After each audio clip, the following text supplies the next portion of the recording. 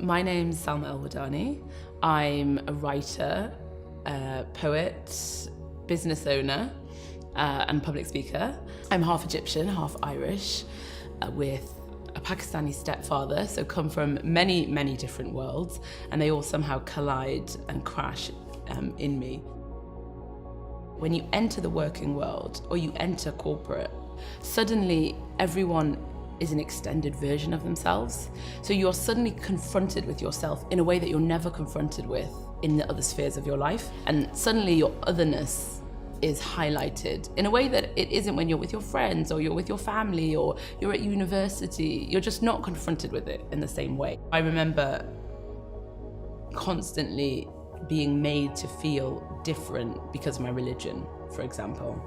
And it's these tiny, tiny microaggressions that build up around you that let you know, actually, you're not the same as us, you're different from us, and you have a different experience. And because you have a different experience, perhaps you're not as able as us, and perhaps you can't do the same jobs that we can do. So perhaps we'll put you in different positions and different roles.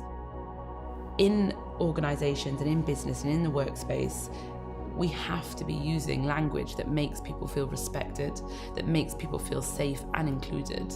Incorrect language, and with language that excludes and language that discriminates, people begin to fade away, or they begin to fade into the scenery. They stop speaking up in meetings, or they stop being their authentic selves. And we blanket it over everything. We say we have to use professional language and we have to have professional behavior.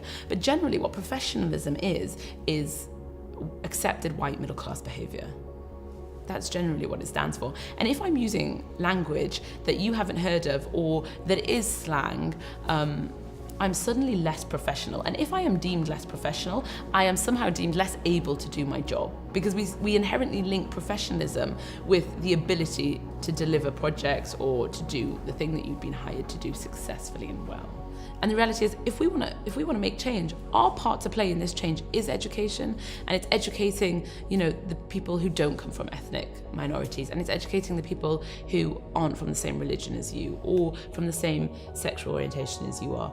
And we understand that education piece. So therefore, if you do mess up and if you do get it wrong, most of the time, people aren't going to come down on you like a ton of bricks, because we understand that you're trying and you're trying to get it right, and we're here to help you try and get it right.